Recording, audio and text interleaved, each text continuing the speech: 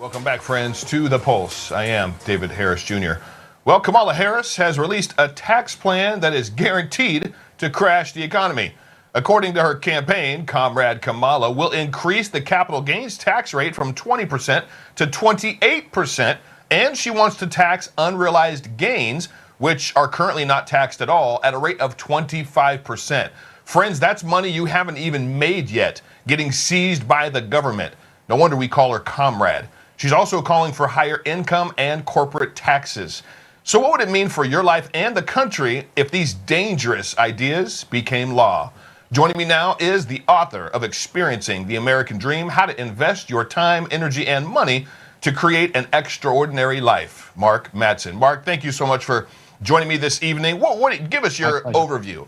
Increase capital gains tax, increase corporate tax, create a unrealized gains tax.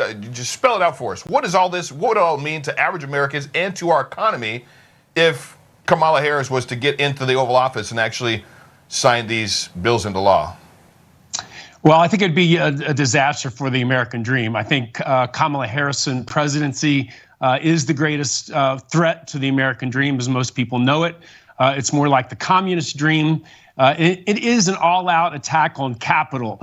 Look, the foundation of the American dream is capitalism, and without it, we're lost as a country. There is no middle class. There is no upward mobility. There is no visualizing a better future for you and your family. And these kind of taxes are a direct attack on that. Look, you cannot have capital gains going up right now. You need them to go down. Capital gains should actually be zero. That's money you already made and then you invested for your family's future. They're also talking about having a massive estate tax going up to 65%. So entrepreneurism is critical for the American dream. To be an entrepreneur means to grow a business from zero to 10 million, 20 million, 30 million. And they're talking about taxing that at 25% unrealized gain. And that makes you have to sell your stocks or sell your business to turn around and pay the taxes. And these are just what they're admitting. David, this is what they're admitting to. Imagine how worse it will really be if they actually get in. Yeah, if this is what they're openly talking about and saying, it's almost like, hey, look at this, as bad as it is, but we're really going to shove the complete disastrous stuff right underneath the rug. It reminds me of Obamacare. We got to pass it, Nancy Pelosi said, so that we can read it and know what's in it. It was a disaster. You can keep your health care. People couldn't keep their health care. Then they got taxed and fined for not having health care. Then they couldn't afford the health care they needed to even survive and live. So is it too far to say that these are absolutely, without a doubt, these are just communist, Marxist ways of handling the economy to siphon the funds from the economy, from the American people, in order to build a bigger, badder government that basically just takes over the country? And then you have communism. Is that kind of a simple explanation? It's the whole idea behind socialism. Yeah, well, you're right, David. It's the whole idea behind communism and socialism. A capitalist thinks, how can I create value for other people? And then as a consumer, you choose to give them money for their products or services. A socialist or a communist doesn't think like that. They think, how can I confiscate money from others that created it and distribute it to my power base and myself? It's the foundation of the destruction of what the real American dream was all about and is about today. I don't want to be too pessimistic about it. I think the American dream is still very attainable and positive, but people better stand up and fight for real capitalism and real free markets, or we won't have it. Look at the nominated vice president, Tim Walz. He admittedly hasn't saved a nickel, not a dime. He's in his 60s and brags that he has never owned stocks. This is so anti-American. So let me ask you this, real clear, cut and dry. If Kamala Harris and Tim Walz get in the Oval Office, will the American dream be dead?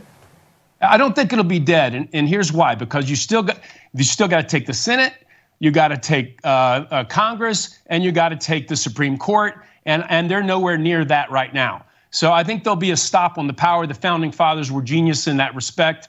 I think they'll get a lot of stuff through. But let's not forget the other two big dangers. One danger is that not even in the tax proposal is these illegal immigrants coming into our country. It's costing $200 billion a year to support them. They're bringing in drugs. They're bringing in prostitution. They're bringing in child endangerment. It's a mess for our country.